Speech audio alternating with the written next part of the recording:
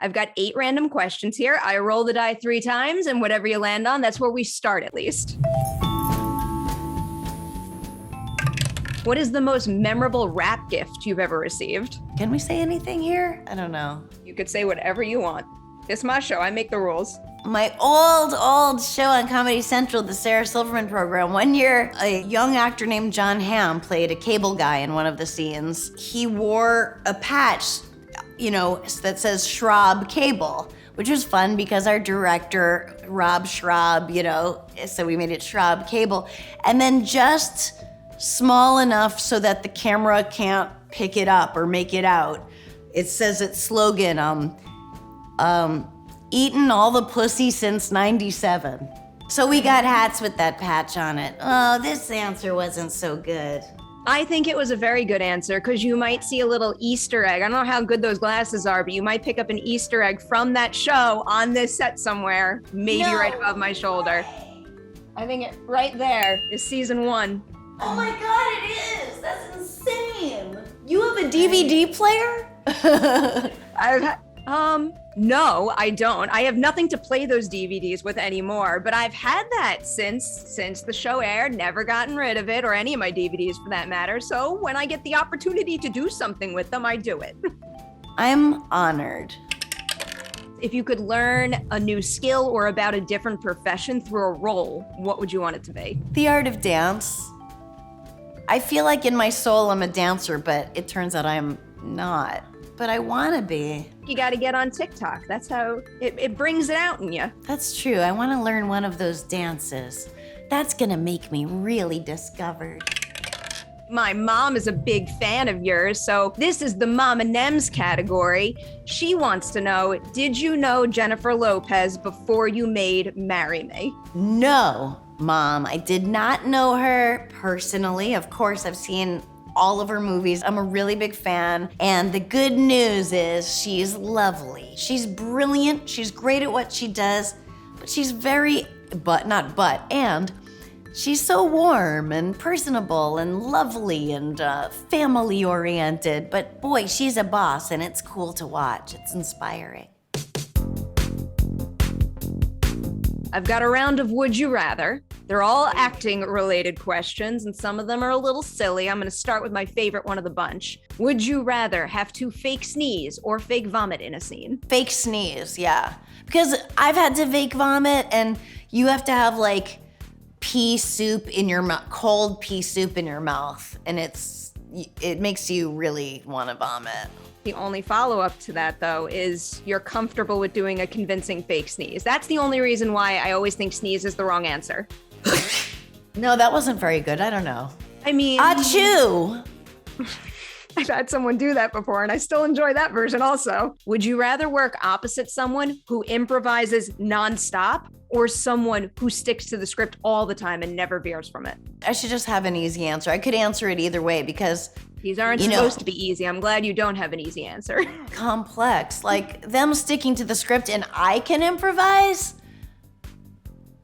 That's,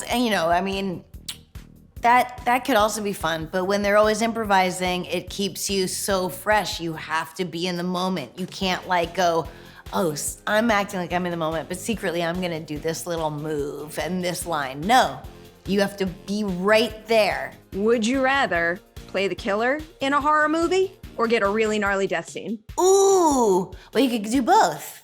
I mean, you can do it. You just cheated at that question. No one's picked up on that. That is the right answer. Yeah, you're the killer and then you're killed. Have you ever had a squib go off? It's crazy because you have to not anticipate it, but inside this thing is about to explode on you and you just feel a ting, but it's so scary.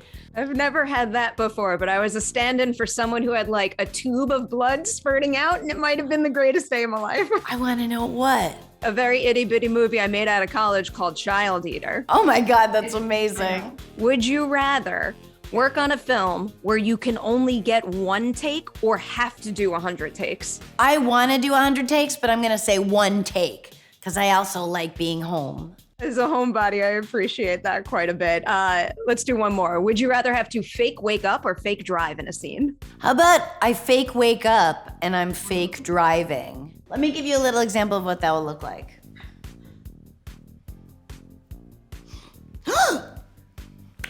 I believed it. Sold. Sold to the woman in the TV set.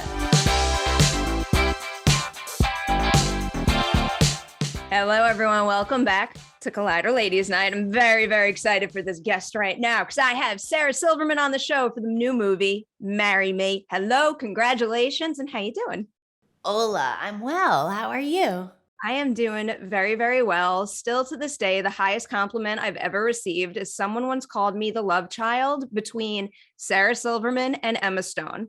And it means the world to me. That's incredible. I always get really curious to hear about whether studying a craft in a formal setting is right for someone, or if they would rather get out there and get real world experience. And actually, now that I'm saying that, I don't even know if you studied anything performance wise at NYU. So I guess, what did you study for your year there? And what was it like coming to the conclusion that the right move for you was to leave that setting behind and get out there and get to work? I was a drama major for the 1 year of NYU I went to. And I also was doing like open mic nights, and I had a job. I passed out flyers for a comedy club on 3rd Street called the Boston Comedy Club. And I worked from 4 p.m. to 2 a.m. every day. And then I'd have, like 8 a.m. classes uptown. And I was like sleeping through my classes, and I've always been a good student. I mean, I was horrified. I just couldn't keep myself awake. And then, so I took a year off, and I also decided I wanted to switch majors because I was like, I don't know, going to an expensive school like NYU, I had a little help, and my dad paid everything, and to study, I don't know, acting. Not that but I don't know. I knew I wanted to do comedy, so I wanted philosophy classes. I wanted English classes. I wanted history classes, so I decided to do arts and sciences. And then before I entered, my dad said, listen, if you drop out of school and you can just focus on stand-up, would you want to do that? And I go, yeah. And he goes, yeah, I think you should. I'll pay your rent and utilities for the next 3 years. What would be your sophomore, junior, senior year, and do it. And then by the time I would have graduated, I supported myself since I was 22, and it was really like, I couldn't believe he believed in me like that, I always love covering bumps in the road on Collider Ladies Night, and your SNL experience, I have to imagine, was a bit of a big one. So I was listening to an old interview you had done, and I know it hurt for a while when that happened, but what would you say was the key to getting past a disappointment like that, but then also maybe even using that experience for the better moving forward? Looking back, it was a great experience. It was really like boot camp, for so many things. And it was almost like New York itself, SNL, because it's like, if you can make it there, everything else seems not so hard, And but I had a great experience there. That's why I was like, I never think I'm gonna get fired. I've been fired so much, and I'm always surprised. but I could tell you, for everyone out there that gets fired or this, I mean, there was some time after SNL where I was like, am I in show business? And you just go back to zero and do what, I was like, oh yeah, I'm a comic. I can do comedy. That's my whole thing, But I do think, as a lot of people talk about, Charlie Kaufman brilliantly talks about, you can see it on YouTube, just what you do with failure defines you. And I'm able to define myself a lot. I appreciate you sharing that. Sometimes someone else out there just needs to hear that again. Yeah, everyone fails. Like, right? They do. I've failed many a times. I don't take it well initially, and then I take a deep breath and I think about it. But I always quote Charlie Kaufman, and actually the quote is so much better than the little piece I always say, but he says, don't fear failure. Wear it as a badge of honor. It means you risked failure, and I found that so inspiring. How about when the acting bug first bit you in terms of non-sketch comedy? When did you feel that draw to, scripted narrative, film, and television? I've always been interested in it. I mean, I'm someone who, would sit in my room and read, Our Town over and over, and Emily's like monologue in the third act over and over and cry. And I still watch it. And please go on YouTube and watch Penelope Ann Miller's performance in Our Town, especially Act 3. It's magical. And I probably watch it every 6 months since YouTube started. But yeah, I love acting. I love the idea of it, the art of it, and how it relates to how it influences us. I mean, I love what I'm saying is I'm a fan as much as enjoying performing. It's just to see a mirror up to society, which is, comedy is that, but to see it in movies and television, especially now, what a golden age of there's some great art happening right now, and it's been really interesting to see. And even, well, I don't have to like pump Marry Me so much right now, but it does, like, it's this rom-com, it's there's celebrities, it's whatever, but it is such a mirror of social media and what people are able to say when they don't have to see a face looking back at them, and how we treat people not as human. And it goes back to the roots of humanity, is if you can look at someone and not see a human, you can do terrible things to them. And, there's like runs the gamut of microcosms and macrocosms of that. But am I still talking? You're making a very good point. I mean, that's a big reason why I appreciated the film. It ticked all the romantic comedy boxes that I need in my life every once in a while, but like a whole lot of films out there, and it's why I love this industry so much. Movies and shows help me process more challenging truths or illuminate things that I might not even be aware of that I'm doing. So that is why I appreciate them. It's so true. It's like that movie is just like this feel good, rom-com, this feel good movie, and we need that so much now. But it's also like, I feel like I could write a college thesis on it. I would read it. Deal. Of all the directors that you've worked with on films, whose process would you say aligned with yours the most, where you instantly clicked the second you got on set? But then who's someone who made you adapt to what they like to do and maybe adapt for the better? I just did a movie over the summer.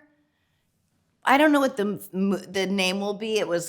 But Blair Underwood directed it, and I made a decision going into it that I wasn't going to try to control anything. That I'm an actor for hire, and an actor's job is to make the words and make the work, make the direction and the words and make it natural, and so I mean, it's like probably late in my life to suddenly decide to like take acting seriously. But, I really did it as like, this is my job and this is what I need to do. And it was really fun and really exciting doing that. Just any suggestion he made, any direction he gave, I went with it 100%. And it was so neat to work that way. I mean, do you know what I mean? I don't know if that's a good answer, but it was really fun for me to work, to have that, to make a decision and really give myself over to like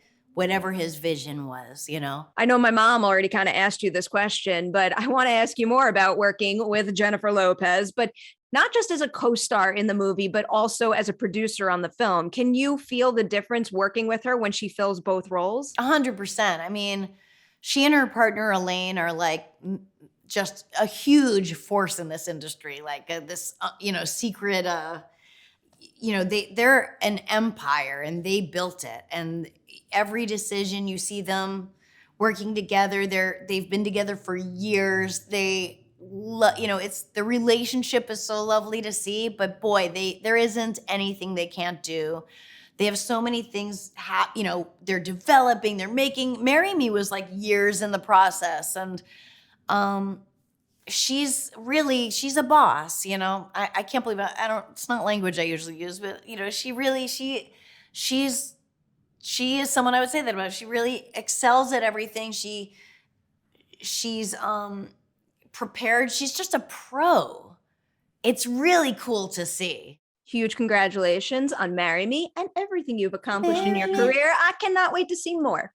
Oh my God, thank you so much. I need more DVDs for my show. I don't know if anything you do now is going to add a DVD, but yeah, I need one. What's the next DVD? Blip blop. Oh, streaming. Yeah. No, they're just going to implant the movies in our heads next. And the scary thing is I wouldn't say no.